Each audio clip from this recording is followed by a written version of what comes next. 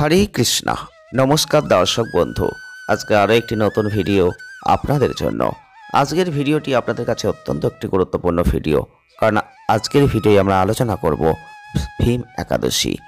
আর ভীম একাদশী 2024 সালের ঠিক কবে পড়েছে, কবে পালিত হবে, কি করবেন কি করবেন না, কখন তিথি শুরু হবে কখন তিথি শেষ হবে, অবশ্যই পুরোটাই কিন্তু আজকের ভিডিওয় আপনারা জানতে পারবেন। তো ভীম একাদশী 2024 সালে ঠিক কবে পড়েছে তার আগে বলবো, এই একাদশী কিন্তু পাণ্ডবদের বীর ভাই ভীমের নামে কিন্তু নামকরণ হয়েছে। তাই কঠোর তপস্যা করে ভগবান বিষ্ণুর আশীর্বাদ লাভের জন্যই কিন্তু এই ব্রত পালন করা হয়।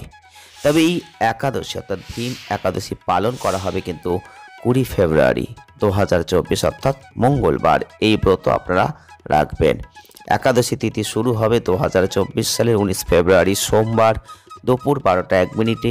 একাদশী তিথি শেষ হবে 2024 সালের 20 ফেব্রুয়ারি মঙ্গলবার দুপুর 12টা 9 মিনিটে। আপনারা অবশ্যই যারা যারা এই ভীম একাদশী ব্রত রাখবেন পালন করবেন, তাদের নিয়ম স্বরূপ একাদশীর আগের দিন থেকে সন্ধ্যায় নিরামিষ আহারটা শেষ করবেন। একাদশী তিথিতে সারাদিন উপবাস থাকবেন। জল বা কোনো খাবার গ্রহণ যদি না করতে পারেন আরও ভালো ফল লাভ করবেন। ভগবান বিষ্ণুর নাম স্মরণ করে ধ্যান করবেন, জপ করবেন। দ্বাদশী তিথিতে ভোরে স্নান করে পূজা অর্চনা করবেন, তারপর ব্রাহ্মণ ভোজনের ব্যবস্থা করবেন। যদি করতে পারেন পাপক্ষয় হবে, পুণ্য ফল লাভ করবেন, মনে শান্তি আসবে, আত্মিক উন্নতি হবে, কামনা পূরণ হবে, সুস্থতা লাভ করবেন, দীর্ঘায়ু লাভ করবেন।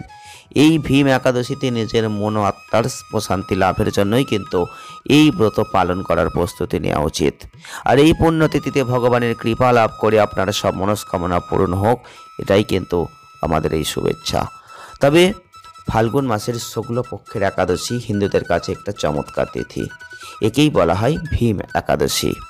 তাই মহাভারতের দ্বিতীয় পাণ্ডব ভীমের নামেই এটা নামকরণ। এই দিনটা পালন করার নিয়ম, ইতিহাস, গুরুত্ব সবই কিন্তু আছে। আপনারা অবশ্যই নেক্সট ভিডিওর দিকে নজর রাখবেন, কারণ এই ভীম একাদশীর ব্রত কথা আপনাদের সামনে এই চ্যানেলেই কিন্তু তুলে ধরা হবে। তবে ভীম একাদশী আপনি অবশ্যই পালন করুন।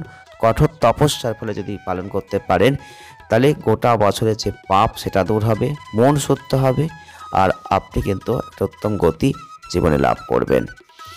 তো ভীম একাদশী পালন করুন, ভগবান বিষ্ণুর কৃপা ধান অবশ্যই লাভ করুন, মন থেকে পাপ দূর করে ঋষিদের মতো উত্তম জন্ম লাভের আশা করুন, সেটাই কিন্তু ভালো হবে। তবে এই দিনটা হরে কৃষ্ণ জপ করুন, ভগবান বিষ্ণুর আরাধনা করুন, অনেক ভালো ফল আপনি লাভ করবেন। আজকের এই ভিডিওটি এ পর্যন্তই। যদি ভালো লেগে থাকে লাইক করে দেবেন, শেয়ার করবেন, চ্যানেলটিকে সাবস্ক্রাইব করবেন। আসছে নেক্সট ভিডিও। ভালো থাকুন, সুস্থ থাকুন, আনন্দে থাকুন। ধন্যবাদ।